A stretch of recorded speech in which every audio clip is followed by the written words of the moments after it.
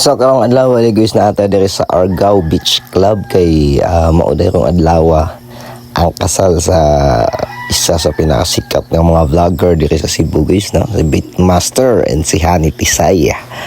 Matik para di ta maihas kay wa man lagi nis bukid. Na video-video dayon ta diri guys kay pang reels naman ni siya. Matik. Nindot ang tubig nila diri napita guys, okay na gabukal na. Kape na lay kuwang.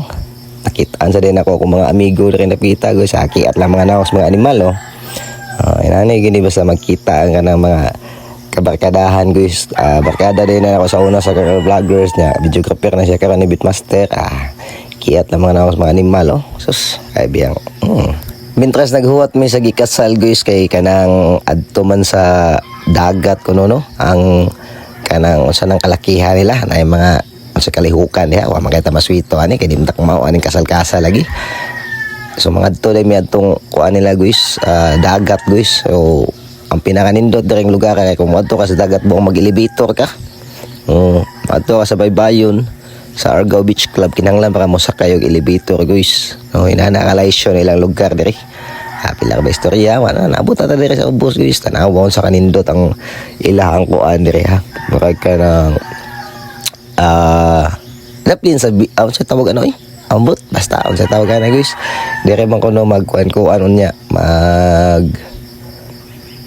sa tawagan ng kalihukan sa mga kasaloy basta mo na guys nya nasa dire ang fireworks so pila ka ba istorya naabot na din sila guys sumuna ni ilang kalihukan dire nag behind the scene lang ta kay medyo napantay gamay kaulaw guys no kay mga laysyo mga tao dire.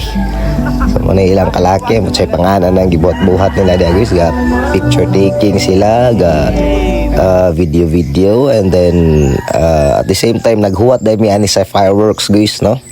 Kay after ani ilang mga kalaki na may gi-surprise ang organizer or unsa tawag ana nila sa kasal. Gi-surprisean sila ani og kuan fireworks.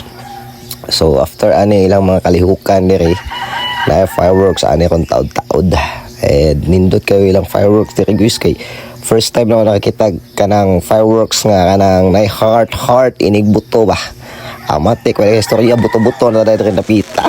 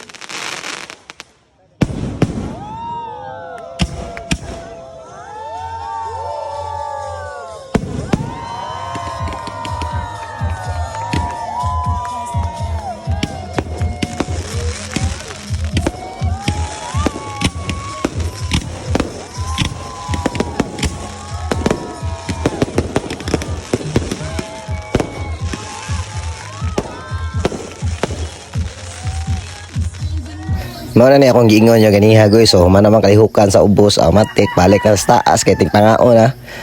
O di ba? Magsakay og elevator sa. Mao na ang groom ug ang bride sila mo gipaunag saka dito guys kay pawahira man ang bida. Sanay ka taas kay elevator guys Di ba? Sakay pa elevator o na ka makabalik sa taas. Ada rin napita guys, ako lagi shortcut kaya taas naman kayo, di ba? Maabtanin ko sa kadlaw ng video ha, sa kadlaw mami dito. So gikantahan na dahil ng Beatmaster diha yung asawa guys sa iyang paborito nga kanta. Pero ikaw na'y mungisi, andam kong ang isipisi. Tungkol mo na limay ko, ikaw naman akong ipili, basta di mo rin ko katili. Ikaw naman akong gusto. Tungkol mo na limay ko, ikaw naman akong ipili, basta di mo rin ko. Yung go po man dire, nganong ginatuklod man ko. Sensya kaya ako So the last but not the least guys, syempre basta mga kwartahan ni Caslon guys, namin yun yung mga regalo no. Dili ni mo basta-basta ang regalo ni Beatmaster siyang asawa guys kay Hilux rin. Di ba? Kung saan nga version sa Hilux guys, basta nindot kayo kita man ninyo sa kinana. Diba? Sana all na lang kita ikasal na.